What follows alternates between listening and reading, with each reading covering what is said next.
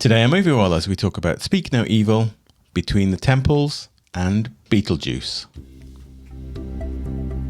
Two Beetlejuices. Beetlejuice, Beetlejuice. But not 3 times.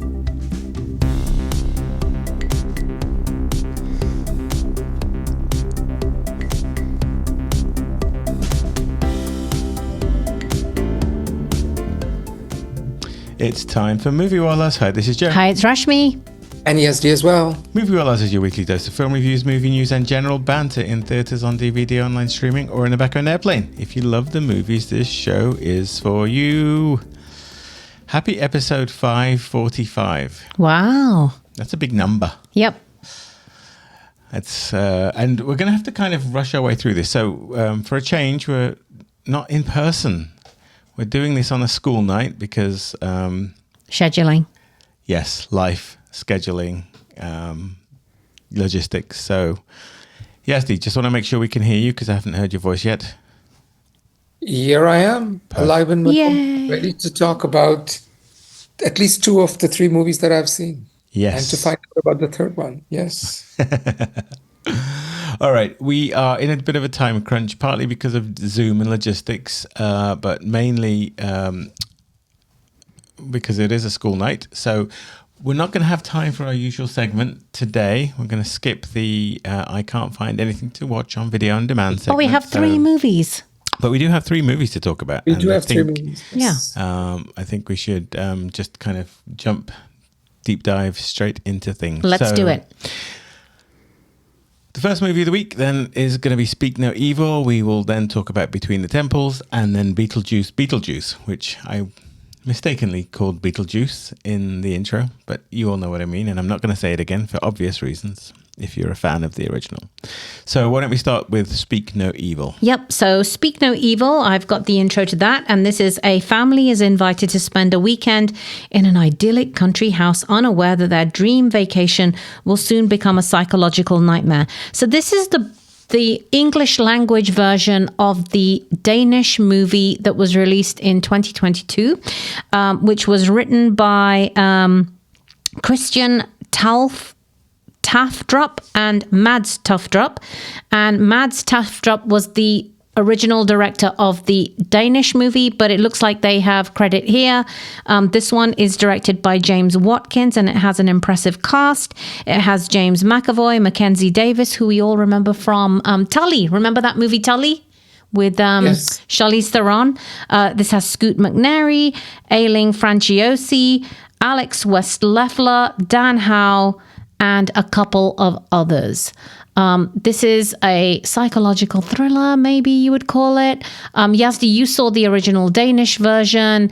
Give us a comparison, and is this one worth seeing, or is this just James McAvoy typecast again? So, 2 things. One is, yes, it's worth seeing. I think there are some movies which you watch at home, on weekends, and there are other movies you watch in the theater. I'm recommending that people watch this movie in the theater, not because it has particularly great special effects or it needs to be seen on the biggest screen. I'm recommending people watch it because this is the kind of movie which has a lot of twists and turns, and it goes batshit crazy many times. And that kind of stuff is best enjoyed with nervous laughter with your fellow, audience members. So I think if you are coming to this completely blind, I think this will be, short of like very young kids, because this movie does get pretty dark.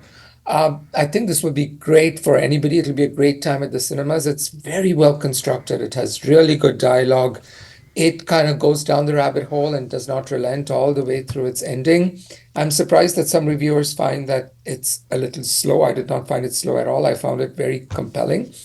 And I think this director has a good way of creating dread. But I'll stop there, and then I have a lot to say about how it compares with the original as well. Joe. Yeah, this was fun. Oh my goodness.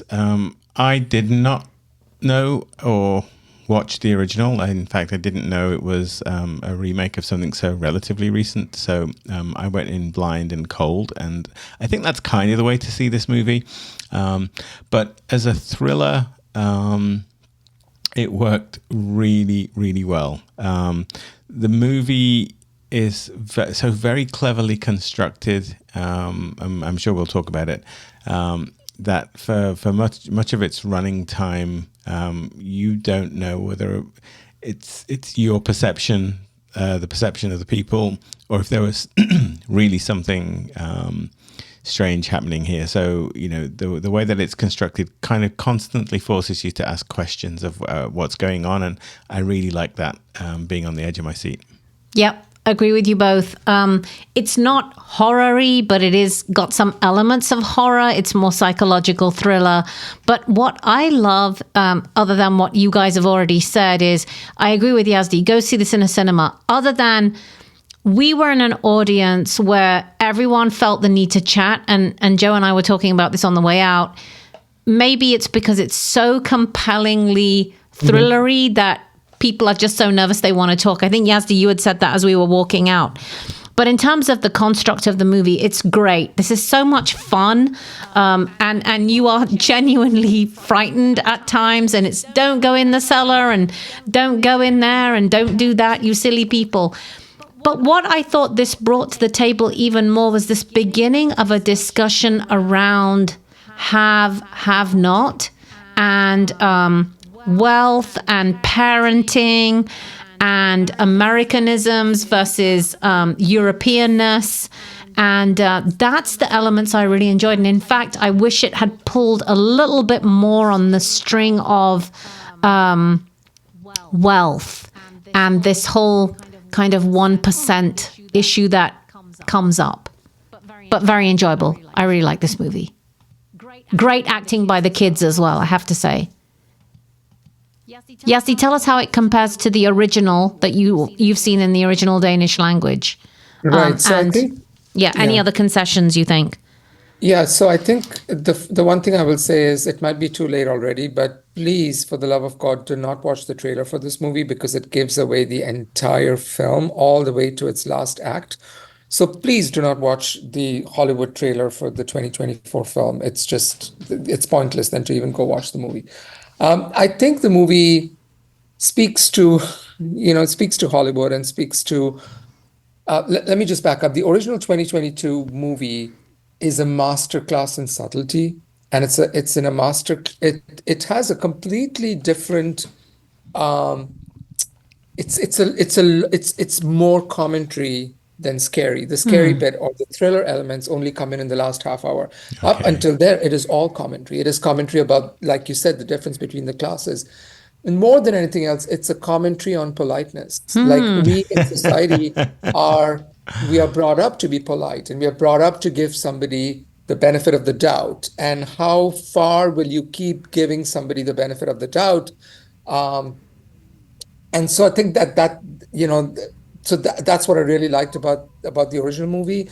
This movie, true to Hollywood, standard, I guess, it's just turned into a full-out thriller, right? Just from the very beginning, the drums start beating, and that something is off, and so it kind of has turned the knob on all the thrillery elements, and so don't get me wrong, I think as a thriller, it's exceptional, it's very good, but it kind of loses the ability to speak about how we live right now and how we interact with other people who we don't know. And it speaks about parenting, and it speaks about, how much is too much. And, it speaks about husbands and wives' responsibilities. Who does what? What does a guy owe his wife? What does the wife owe his? So it has so much commentary. One last thing I will say is, of course, in true Hollywood fashion, the ending of the movie has been completely changed. For the better, for the worse, I don't know. I think I know why it's been changed, but yeah. Oh, interesting. Yeah, it's completely changed. So, are we talking about the end, the very end, or the final act? No, the very end. Okay. I think the movie works really well because it kind of is actually, the dialogue has very high fidelity to the original. It's almost word for word. Yeah. So the original script is so tightly constructed that it works as well. But then, Hollywood, I'll just say this much. The original does not end on a happy note. Okay, whereas the Hollywood remake ends on a happy note. I hope I'm not giving too much away. So I think Well, there's an inevitability with films like this, right? I mean, right, yeah. right. Okay, so we wouldn't. Okay. Yeah, so it's pretty grim. The original is pretty grim. I want to not get too spoilery, Yeah. but that's very interesting. Yeah. And we shall have to have a spoilery discussion about that maybe Next time we meet. or off podcast. But it's interesting that you say it serves as a commentary on politeness and because I think this movie did still very much achieve that, and I think maybe it was not as I can imagine the tone of any kind of European movie being a little more thought-provoking, I guess, than it was here. But I think those elements still works for me, and I think they're going to work well for British and American audiences, because as somebody who hadn't experienced the original, that was exactly my whole kind of thing going through there. I think I loved the subversion of the kind of the traditional gender roles, right? It was really quite funny to kind of see how again, I don't want to get too spoilery with this, but all of those dialogue elements that I think you mentioned here, having worked in the Danish movie, did work for me here. So I'm really intrigued to kind of see it. Yeah, interestingly, I just looked up the runtime of the original Danish one. It's about an hour and 37, and this one is running at about an hour 50. So it's interesting that they've probably put some elements in and then taken some out. Yeah. I guess kind of like the Girl with the Dragon Tattoo series, all of those back in the aughties, would we call them? The 2000s, noughties, yeah, whatever. What do we call that decade? The noughties, the aughties. The 2000s. It's the one piece of dialogue which really holds well in both movies, in the original as well as the remake, is when the guards come off the rails, and when in the very final act everything has just gone completely haywire. The person in distress asks the person who is distressing them, "Why are you doing this?" And the response they get is, "Because you let me." Yeah. And I think that's the motive of the movie, is that it's almost like the vampire story. Like if the vampire knocks at your door, they can't get into your house unless you let the vampire in. So if you let the vampire into your home and then if he eats you up, it's your fault. Yeah. So it's almost the same thing. It's like, how much does politeness take you? So I think it's fascinating. I think it's a brilliant script. Yeah. Okay, so given time, anything else on this one, or we can give this one a score? I do want to talk about James McAvoy. Yes. I hate how typecast he has become, especially if you see the trailer, or if you've seen the trailer, you'll know kind of what to expect. But I guess he did that movie for Shyamalan a few years ago where he had to do all of those different personalities. Split. And I think that ever since then, he's been kind of hired as your, quintessential charming psychopath guy, because that's kind of what he plays. I mean, he's very much an asshole in this movie, but he brings that kind of intensity to these things, and that's why you hire James McAvoy. But his performance here is stellar. I think it is note perfect. I think he does what he sets out to achieve. But I'm just like, ugh. Another actor may have had a few more surprises for us, rather than kind of seeing us, seeing an unhinged James McAvoy again. Any thoughts on that? Yeah, a little typecast, but I'm glad that he's not doing the whole Marvel. Remember he's in the X-Men movies where he plays the professor. So I'm kind of glad that he's doing something a little different. And I guess, if you've spent so much time building your body up to look like that, then you want to make use of it. Yeah, he's hit the gym, dude. Yeah. He's pretty pumped up. And, I kind of fight with the artistic interest versus the commercial interest. Yeah. Like, I think this movie would have been so much more effective if the poster for it did not have a creepy looking, Yes, James agree. McAvoy and nobody else on the cover, right? It tells you it's a thriller. If how his character is revealed happens slowly, then I think it's a more effective movie. But at the same time, he's the most well-known of the cast members, and so maybe they want to just get bums into seats. So go see the thriller with James McAvoy is a better selling point than, a Yeah. movie with six faces, Yeah. only one of which is familiar. And I'll Yeah. say, even though we know that that's the character he's playing, it's almost like we're in on a secret before the people in the movie. And so actually that's quite fun to watch the reveal happen for the characters in the movie, and we already know what's coming. So it didn't take away from my enjoyment in some ways. It was kind of almost like, ooh, when are they going to find out that he's the creepy guy? so it wasn't so bad, I think. But anyway, Yazdi, score. Yeah, I'd give it a 7.5 out of 10, which I'm going to bump up to 8 only because I think this can be such a good cathartic experience for the whole family to go and see, especially on the weekend. I think as a thriller, it's aces. I just wish that it had also focused on, some of the more commentary portions as much as the thriller Yeah. elements. To the film's credit, I want to say all the acting across the board is great, and I think you need to watch the movie as much for the thriller elements as the social awkwardness that it's constant. The first half of the movie is all about social awkwardness. Like, oh my God, You're these kind of people are cringing weird. in your seat. You're cringing. You're like, these people are weird. Should we be spending more time with them? Should we walk away? So it's, it really does that very well. And to their great credit, most of the final act happens in daylight. It doesn't kind of happen with, lightning striking and it gets dark, although there is that bit as well. So, yeah, 8 out of 10. Joe. Watch the original though. Yeah, Joe.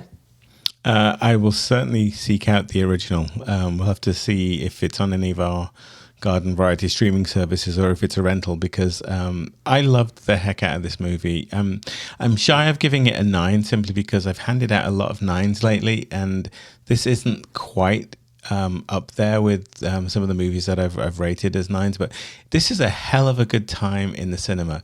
I enjoyed every moment of this, and it we had a terrible audience, so badly behaved that ordinarily would have ruined a movie like this for me. But honestly, even bad behaved, talking, inconsiderate assholes sitting around us could not pull me from this movie's atmosphere. And so, it's a solid 8+ for me.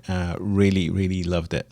8+, is By that the a way, cheaty way of saying 8.5, Joe? No, it's an 8+. Okay. Also, the original can be rented for $3 on Amazon, Oh, Apple. we'll use some of Yazdi's credits. Yes, for Or sure. some of the money we're saving on Prime. There you go. Yeah. It's also an 8 from me. 888. Speak No Evil. This one is a really good, fun movie, and just in time for Halloween month. Terrific stuff. All right, let's pivot then to movie number 2, which is Between the Temples. Yes, so I will introduce that. So Between the Temples is from writer-director Nathan Silver. He's done like 3 or 4 movies before. They're all pretty small movies. I hadn't heard of any of them, but that is on me. He has written and directed this movie, and additionally, he shares writing credits with C. Mason Wells. And the one-liner for the movie is: a cantor in a crisis of faith finds his world turned upside down when his grade school music teacher re-enters his life as his new adult bat mitzvah student. And I presume, I haven't seen the movie, but I presume Carol Kane plays this student, and then the cantor is Jason Schwartzman. Dolly De Leon, who we saw in Triangle of Sadness. Triangle of Sadness, who almost was on the verge of getting an Academy Award nomination. Or I think she did, didn't she? Anyway, it doesn't matter. She's in this movie as well. I think this is the kind of movie I would like because it seems like a small chamber piece, kind of a little indie movie with comedy thrown in. Tell me I'm wrong. All right. Tell me I'm right. Yes, you're right. I think I'm the only one that saw this movie. This is a beautiful, funny, and quirky movie about grief and a cantor. For those of you who aren't educated about what a cantor is. A cantor is the singer at a synagogue. And so the premise of the movie is that Jason Schwartzman, as you said, Yazdi, is the cantor and he's no longer able to sing. So he can't really do his job. It's such a sweet movie. And it's really about, you don't know what you need to help you until that person comes along, and then they help you get over the thing that is the biggest obstacle in your life. And it's a little, I think you had said this to me, is it a kind of May to December type romance? Kind of, but it's got way more than that. It's got way more depth. And this is very much like one of those movies we would watch at a film festival and fall in love with, right? We'd see it and we'd be like, oh my God, I hope that gets distribution and I hope that others get to see it. And I'm really happy to say that this is on at the cinemas. I don't know how many cinemas it's on at, but it's playing currently. So this is a rush out and see. It is a tiny bit precious and twee at times. I think that's what I associate with Jason Schwartzman these days. As we were talking about James McAvoy, I think Jason Schwartzman also has the potential to get a little bit typecast as that kind of quirky, strange character who has no boundaries. But it really reveals itself slowly. It takes its time. It's got a beautiful little heart. And, ultimately love is love and it comes in all shapes and sizes. This is a really cute movie. I would recommend this to everyone. It's not necessarily a family movie per se, but it's brave. It's brave in the way that it covers the topic that it's covering. So I love this. I will easily give this one a 7 out of 10. Okay. Where is this available? Do you know? I saw that it's playing at AMC currently. Yeah, it's playing at least. This last weekend it was. It was playing at so AMC your big cinemas. Okay, good. Yeah. Good. Maybe just one show a day, like skincare, but it's definitely playing. Yeah, it had a very small movie feel. I didn't watch it. I was busy doing something else, but I know you. Yeah, a lovely little movie. This one. All right, then. As we have about 11 minutes left on our podcast, we should skedaddle over to our third movie of the week, which is Beetlejuice Beetlejuice. And I have the intro to that, but it's basically the sequel of the original movie that came out. Gosh, help me, guys. When did Beetlejuice? 36 years ago. Wow. 1988. So the log line for this is: after a family tragedy, 3 generations of the Dietz family return home to Winter River. Still haunted by Beetlejuice, Lydia's life is turned upside down when her teenage daughter Astrid accidentally opens the portal to the afterlife. And this has all of our favorite characters. This has Michael Keaton, Winona Ryder, Catherine O'Hara, Jenna Ortega. Justin Theroux is here, William Dafoe, Monica Bellucci, a whole host of others. What did you guys think? Oh, well, before we go there, we should remember that we had a special guest in attendance with us at the podcast. So I believe she has sent us some notes, Yazdi, which you. This is correct. Yes, our junior Moviewalla in training, Clementina. Our Moviewalla's apprentice. Yes. Okay. So, as well as your mom have is this worth seeing again? What do you guys think? I said again, but is this worth seeing? Is it worth? Well, let's hear from Clementina. Okay, let's hear from Clementina. Oh, okay. So this is what Clementina had to say. And just for those listeners who haven't heard from Clementina before, just give us her demographic, Yazdi. Yeah, so Clementina is a teenage girl. She I don't know her exact age, but I think she's in her early teens. And she actually joined us last when we did a review of the last iteration in the Hunger Games movies.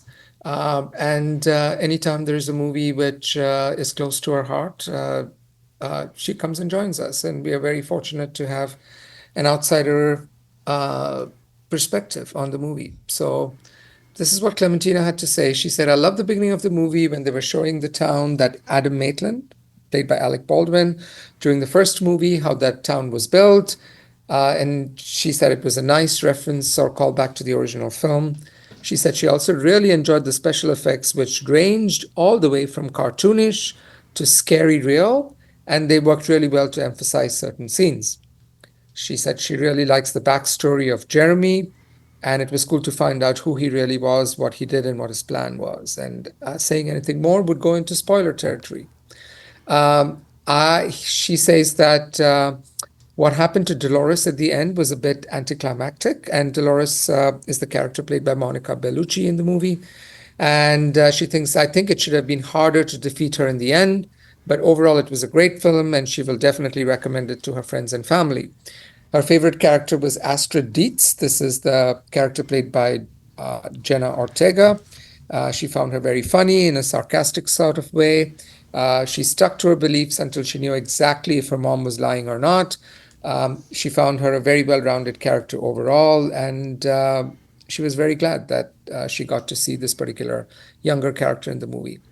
And then her last comment is that she did not per se see a prominent message in the film, but if she had to think of one, it would be that you have to spend time with the living or they will resent you after you're dead. Wow. What a wonderful, insightful, better than we do job. I'm going to say, I think I'm just going to hang up my microphone now and quit because that was lovely. That was well written. Thank you, Clementina. Okay, Yazdi, do you agree with Clementina? Yes, I do. And by the way, her mom Rachel had some comments as well, and we can after we've spoken, I can. All right, let's stand with your comments. So we've got 7 minutes. Yeah. So I think doing a sequel to a movie 36 years after the original is kind of a gutsy move because the people going to the cinemas right now have no idea about the original movie. Although Beetlejuice, when it first came out, was a bit of an outlier. It was, I think, Tim Burton's first really big commercial hit. It was unlike anything people had seen before. It was just very proudly weird. Everything about it, visually, in terms of its tone, it's creepy. All the effects are kind of practical effects. There's not much CGI, and there was a kind of a geeky goth kind of thing running through it. If you want a taste of that, I think this movie does a pretty good job. I don't think anybody's going to watch Beetlejuice and not find it fun. It's a fun movie. Is it like Alien and Aliens or Godfather 1 and 2 or Dune 1 and Dune 2 or even Star Wars and The Empire Strikes Back, where the sequel was as good, if not better, than the original movie? I don't think so. This movie is nowhere close to Beetlejuice, the original, and cannot be because Beetlejuice burst onto the scene at that time when nobody had ever seen, Tim Burton and his wackiness. I do think the movie is overstuffed with too much characters. The original scriptwriters for the movie are dead. So, there are 2 new scriptwriters. I think they could have easily removed 3 or 4 other characters. But overall, it's fun. It's not a bad attempt at all. I think most people will enjoy it. Joe?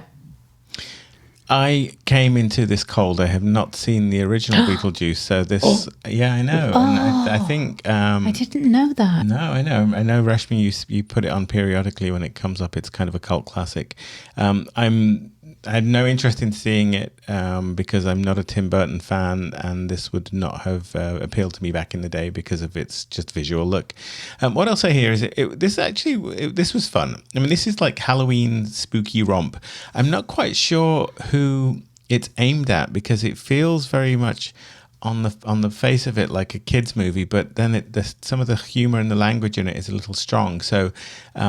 It's kind of going for that PG-13 teeny vibe maybe, but I was like, oh, this feels a little strong for younger kids, and yet it still has some of that comic slapstick mayhem that I think would serve those audiences well. So, a bit of an odd tone for me, but it was a fun story. It was very harmless.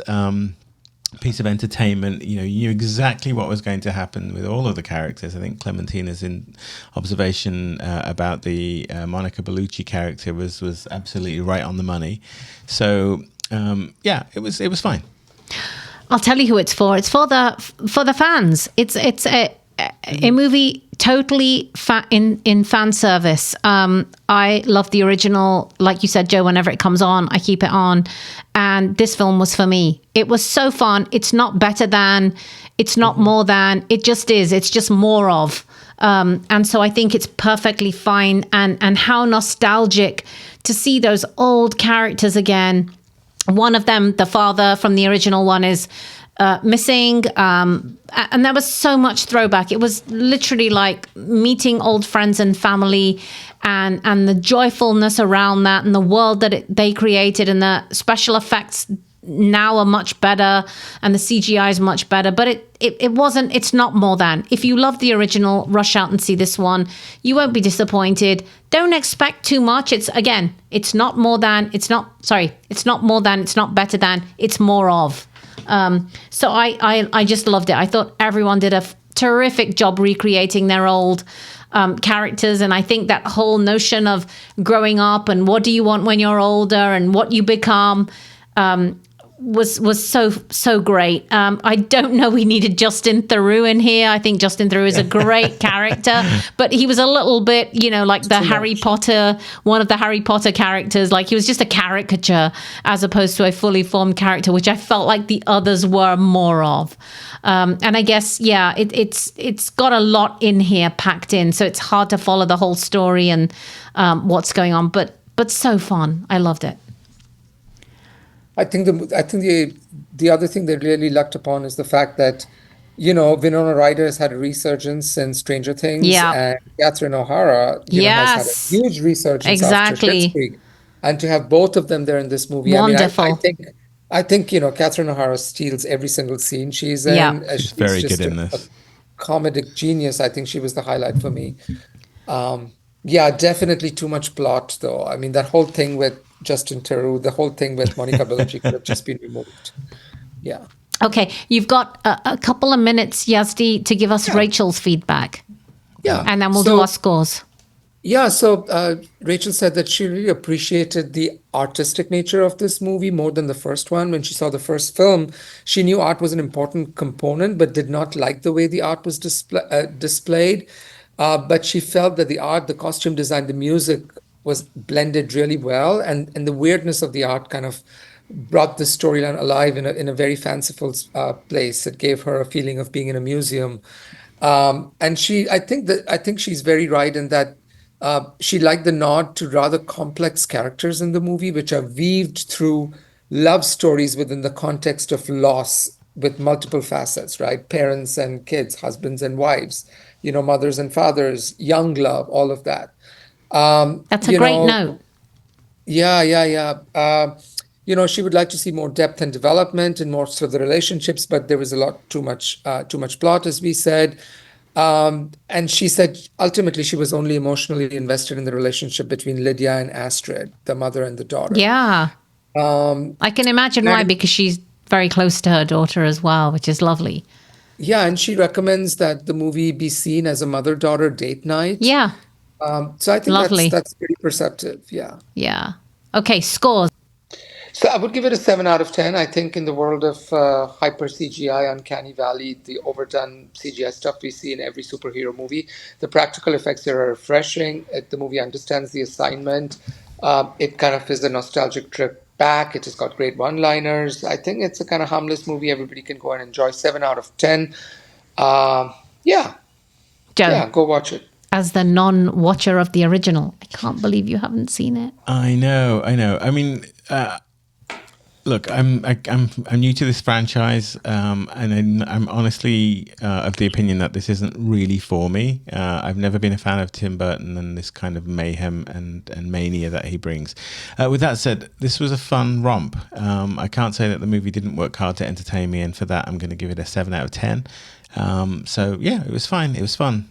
Yep, and it's a walk down memory lane for me. I love the original, and again, this was more of it.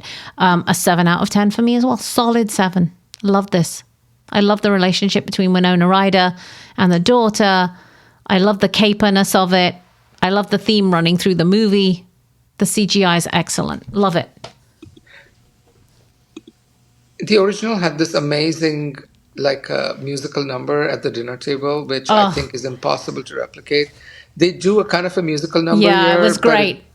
it was, I yeah, liked it. I it's just liked it. fun. Yeah. They again, fan service. If you knew, Yeah. you knew. Yeah, I loved it. All right. Good stuff. All right. Well, thank you to Clementina and Rachel for attending with us. It was super fun having you. Rachel, I heard you laughing throughout the whole movie, which added an extra layer of enjoyment to the movie. That was fun. But yeah, no, thank you for your comments as well. We will try and post them on the site as well. I'll see if I can add a little blog post with some of those written comments in there. They were very nicely done. Until our next podcast, I guess it's too many movies, too little time. A goodbye from me. And me.